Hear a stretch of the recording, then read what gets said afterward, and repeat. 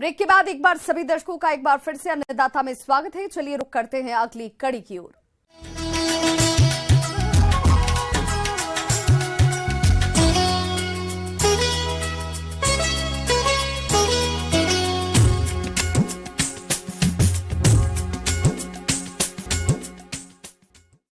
प्रदेश के कुछ किसानों ने शरदकालीन गन्ने की बुआई कर दी है और कुछ आने वाले समय में बसंतकालीन गन्ने की बुआई करेंगे। लेकिन शरदकालीन गन्ना हो या बसंतकालीन गन्ना, दोनों में कई प्रकार के रोगों का प्रकोप होता है जो कि फसल की बढ़वार को बाधित करते हैं। इसलिए समय रहते इनकी रोकथाम करना बेहद जरूरी है, जिसके बारे में बता रहे हैं पौध रोग विशेषज्ञ डॉक्टर RN गुप्ता।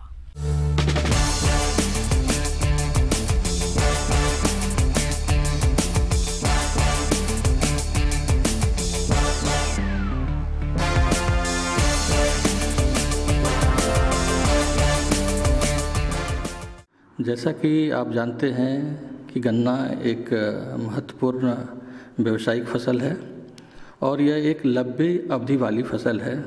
इसमें इसकी जो अवधि है वो करीब करीब साल भर इसमें लग जाते हैं तैयार होने में। तो इन दौरान अनेक प्रकार का जो है बीमारियों का सामना करना पड़ता है। गन्ना नकद आमदनी देने वाली फसल है, जिसकी बुआई कर देने के बाद देख रेख में ना तो अधिक खर्च आता है और ना ही अधिक मेहनत करनी पड़ती है। लेकिन इस फसल में अगर रोग लग जाएं, तो भारी नुकसान हो जाता है, क्योंकि रोगों के लगने के बाद खड़ी फसल में दवाओं के प्रयोग में बड़ी कठिनाई आती है और रोगों का नियंत्रण भी ठीक से नहीं हो पाता है। इसलिए बुआई के समय ही रोगों का समाधान कर लें। आइए रोगों के बारे में पहले जान लेते हैं। तो सबसे पहले मैं लाल सड़न रोग की बात करता हूँ। इसको रेड रॉट डिजीज कहते हैं। यह एक फफूंद जनित रोग है। ये क्लोट्रोट्राइकम फाल्केटम के द्वारा होता है। गन्ने का कैंसर भी कहा जाता है। तो इससे प्रायः प्रतिवर्ष 20% के आसपास इससे नुकसान पहुंचता है। और जो इसका लक्षण है, ये जो प्रारंभिक लक्षण जो है, सबसे पहले ऊपर की जो तीसरी और चौथी जो पत्तियां बनती है ऊपर से, उसमें ये मुरझाना शुरू होती है और मुरझा के पूरी तरह से सूख जाती है। कालांतर में ऊपरी के जितनी भी भाग है सारी पत्तियां वो सूख जाती है और जो तना है उसका रंग भी फीका पड़ने लगता है। तो हम तना को जब हम बीज से चीरते हैं तो जो उसका बीज का रीजन है, पिथ रीजन, वो लाल हो जाते हैं। लाल तो सभी रोगों में हो जाते हैं, लेकिन इसमें जो लाल रंग होते हैं और इसके अलावा उसमें आरी पट्टियाँ बनती है, सफ़ेद रंग की आरी पट्टियाँ बनती है, क्रॉस बैंड बनते हैं उजले रंग की। इससे हम कंफर्म कर सकते हैं कि ये लाल सड़न रोग है। दूसरी जो पहचान है, इसमें जो है दुर्गंध भी आती है और अल्कोहलिक फर्मेंटेशन जैसा गंध आती है, शराब की तरह इसकी गंध निकलती रहती है। तो ये काफ़ी खतरनाक रोग है। बिल्ट की समस्या जब पौधे 4 से 5 महीने के हो जाते हैं, वैसी अवस्था में इसका प्रकोप शुरू हो जाता है। पत्तियां पीली होकर मुरझाने लगती है और धीरे धीरे ये सूख जाते हैं। जब हम इसको बीज से चीरते हैं तो इसमें भी जो है लाल रंग की धारियां दिखाई पड़ती है और साथ साथ जो है उसका पीठ भी जो है वो खाली हो जाता है। तो इस तरह से इस रोग को हम पहचान सकते हैं। तो लाल इसमें भी होते हैं, लेकिन इसमें वाइट क्रॉस बैंड जो है वो दिखाई नहीं पड़ते हैं। तो इससे हम, और जो हमारा रेड रॉट है, इससे हम डिफ्रेंशिएट करते हैं। दोनों में अंतर यही है कि जो लाल सड़न रोग है उसमें भी पित्त लाल हो जाते हैं, लेकिन उसमें आरी पट्टियाँ दिखाई पड़ती है सफ़ेद रंग की, और इसमें आरी पट्टियाँ सफ़ेद रंग की दिखाई नहीं पड़ते हैं। इससे हम उस दोनों रोग को पहचान कर सकते हैं।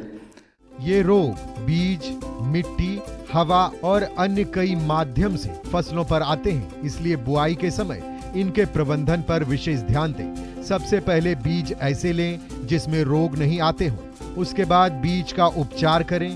बीज के उपचार रोगों से बचाव के लिए बहुत ही जरूरी है।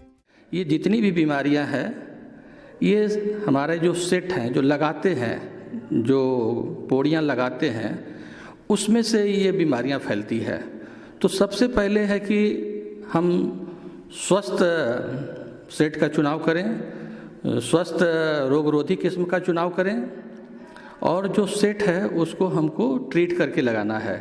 क्योंकि अगर हम ट्रीट करके नहीं लगाएंगे तो निश्चित में कालांतर में ये बीमारियां का प्रकोप हो जाता है। तो सीड ट्रीटमेंट के लिए जो मर्क्यूरी क्लोराइड से रिलेटेड जो भी है फंजीसाइड, एरेटान एगलोल से 0.2% के आसपास से 0.2% सोल्यूशन बना के उसका हम 10 से 15 मिनट तक उसमें डाल के छोड़ते हैं और उसके बाद हम उसको लगाते हैं। और दूसरी दवा जो है आप इसको बेविस्टिन से भी लगा सकते हैं ट्रीटमेंट करके, उसमें भी जो है 2% 0.2% सोल्यूशन लेते हैं और उसमें डीप करके 10 से 15 मिनट के बाद फिर उसको उपचार करके ही हम लगाते हैं।